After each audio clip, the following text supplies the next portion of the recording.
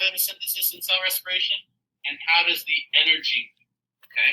And so we've got this helpful illustration that's really simple and really great.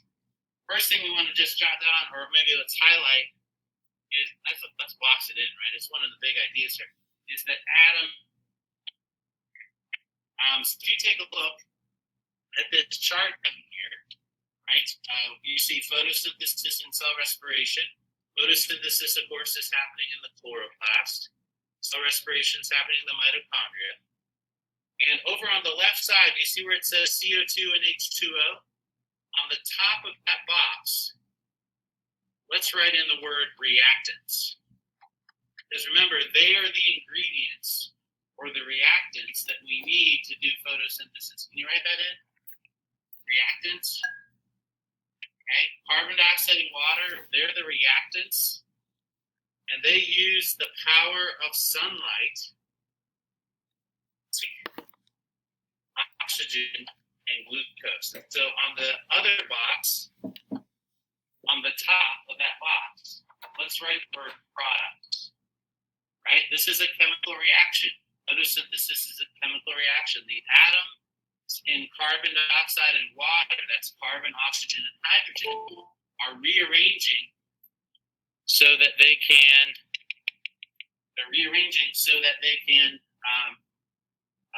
produce the energy that we need, right? And let's remind ourselves, maybe we can circle glucose. Let's label glucose high energy. Or maybe let's just label it energy, right? Because that's what glucose is. It's an energy molecule. That's not good. It's an energy molecule, okay?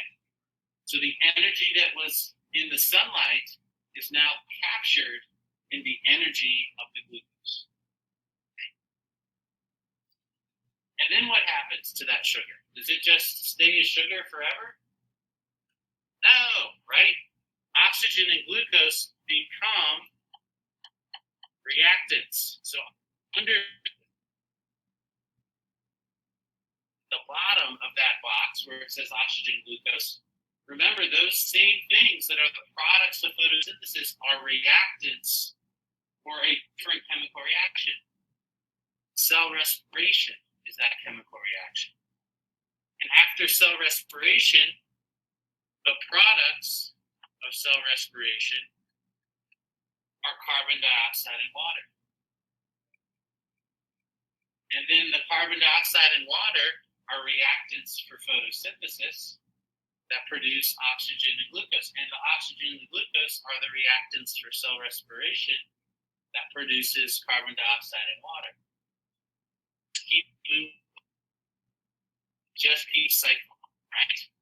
And so that's what this is all about. We're saying that the carbon, the hydrogen, and the oxygen are constantly recycling. They're getting pushed around. They're being pushed back and forth between photosynthesis and cell respiration. But remember, in cell respiration, the energy leaves as ATP, doesn't it? And so let's label that as well. That's energy as well, isn't it? And so let's think about how the energy moves. The atoms, we said, cycle. They go back and forth all day long. But let's think about the energy now, right? It came in as sunlight. It got transformed into sugar. And then that energy got transformed into ATP. And where's that ATP going to go? Remember, it's the gasoline for, what are the power tools? The enzymes. Great. And so the ATP is going to go and be used by the enzymes. After it's done being used, is that energy going to become sunlight again? What do you think? It's going to become sunlight? So there's light radiating out from my body all the time? No, right? It's not recycled. So, oh, you're done. I'm sorry. Where's the turnover? Sorry about that. Let's see. Now I got to line it back up. So close. That's pretty close. Get better. Got first there, though. Okay, there it is. Sorry about that. Should have asked.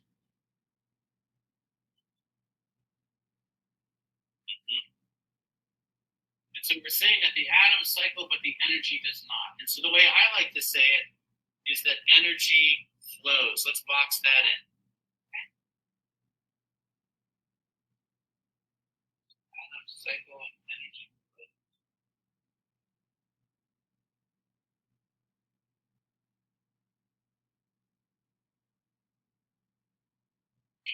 You good, Brandon?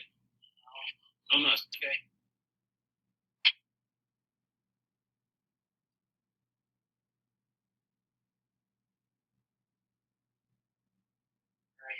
You got it?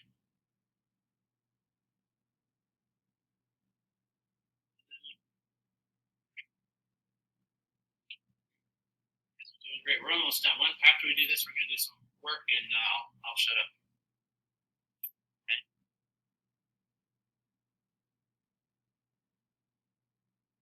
Yes, sir. Yeah. QR code, right? Yeah.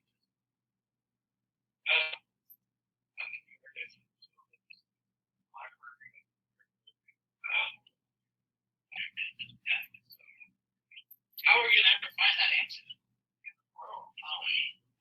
You have a way. Oh, yeah, I was thinking. I don't know. You didn't tell me. I don't know, but how? You know it. I think if it were me, am I allowed to say what I would do? I don't know if this is even here. They have them in the library. Yeah, go back to like the early yearbooks and I don't know, go through all the pages. I don't know. That would still take a long time. Yeah. Okay. You good, Randy? You good, David? Okay. By the way, good. All right. Here we go.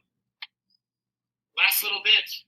Remember, we're saying that atoms cycle, and we said that energy flows. So we're going to go ahead and we're going to box in that. Okay, so that's a different way of movement, isn't it? It does not recycle. Maybe we should spell that out. Does not recycle.